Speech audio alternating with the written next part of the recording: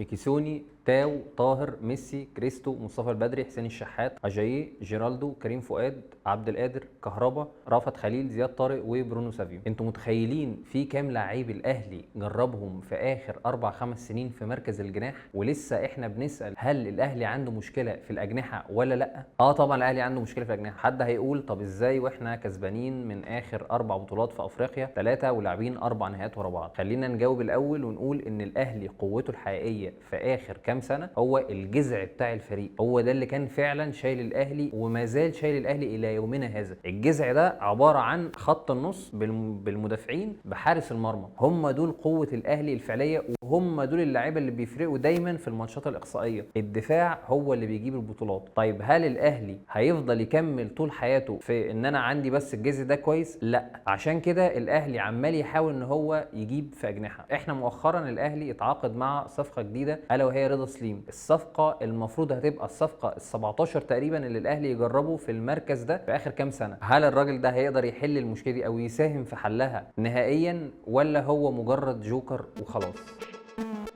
الجناح الناجح ده مش لعيب عباره عن مهاره وبس، والا كان لعيبه زي كريستو وعبد القادر هم اللي هيبقوا متصدرين المشهد. انما احنا لو بصينا على الاجنحه حوالين العالم هنلاقي ان في لعيبه حريفه وبتعرف تعدي من التكتلات وكل حاجه، وفي لعيبه تانية بتبقى قويه وسريعه. بس الفكره كلها الانجع اللي بينجح ده او بينجح ده هي المساهمه، ودي النقطه اللي بتميز رضا سليم. وعشان الموضوع نوضحه بشكل اوضح سنه، احنا لو جينا بصينا على نموذج عالمي زي عثمان ديمبلي وقدامه برناردو سيلفا. برناردو مش لعيب مش حريف، لا هو لعيب حريف وكل حاجه، بس الفكره كلها ان جوارديولا بيفضله على واحد احرف منه زي محرز في نفس الفريق، من اجل ان الراجل ده مساهمته اجمالا سواء في الهجوم او في الدفاع او في خدمه المنظومه هي الاعلى. طيب في حاله رضا سليم الاهلي اشتراه عشان هو عارف ان الراجل ده ارقامه زي اللي انتم شايفينها على الشاشه دي دلوقتي. رضا سليم هيحل ازمه كبيره. طب هيلعب مكان الشحات ولا هيلعب مكان تاو ولا هياخد مكان مين بالظبط؟ هي الفكره كلها او الاعتقاد اللي احنا بنعتقده ان رضا سليم مش هياخد ولا مكان الشحات، لان الشحات هو كان مع كولر اخر سنه هو اكتر لعيب في الاهلي مساهمه في الاهداف ومساهمه هجوميه مع الاهلي، ولا برده مكان تاو. الفكره كلها ان الراجل ده جاي عشان يريح علي معلول.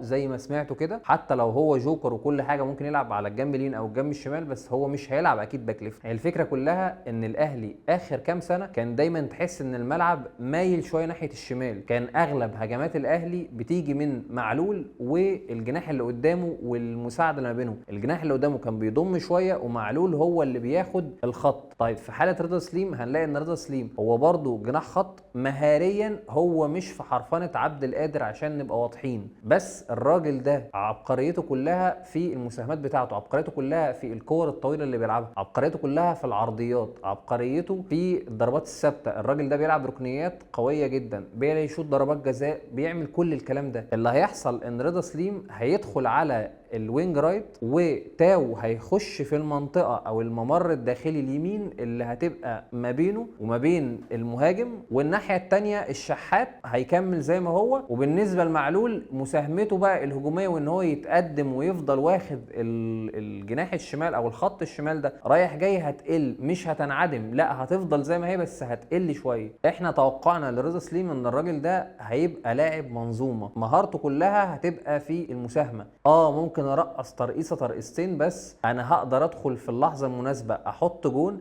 او هقدر اكسر والعب العرضيه، او هقدر اكسر واشوط. فان شاء الله احنا بنتوقع ان الصفقه دي هتبقى ناجحه جدا للاهلي، وخصوصا لما الاهلي يخلص المهاجم راس الحربه اللي كولر هيبني عليه خطته. ولغايه وقت تسجيل الحلقه احنا شفنا او سمعنا عن كميه لعيبه ممكن تيجي الاهلي زي اندرسون لوبيز، زي سوري كابا، زي ديبو الانجولي، بس الاسم الاقرب دلوقتي هو ماركوس امارال، وكل يوم فيه جديد عشان بس نبقى على نور. ماركوس امارال لو هنتكلم عنه السريع، الراجل ده مهاجم قوي جدا، بيلعب بدماغه بشكل ممتاز، مهاجم سفاح. الراجل ده كان الاهلي كان حاطط عينه عليه في يناير اللي فات وكان قرب منه، بس كل دي تكهنات، يعني ممكن كل اللي احنا بنقوله دوت ما يبقاش حقيقي ويجي حد تاني. في الاخر لو عجبك الفيديو اعمل لايك، اعمل فولو، اعمل سبسكرايب للقناه على اليوتيوب، وقول لنا رايك في الكومنتات عن رضا سليم، وهل الصفقه دي هتنجح ولا مش هتنجح.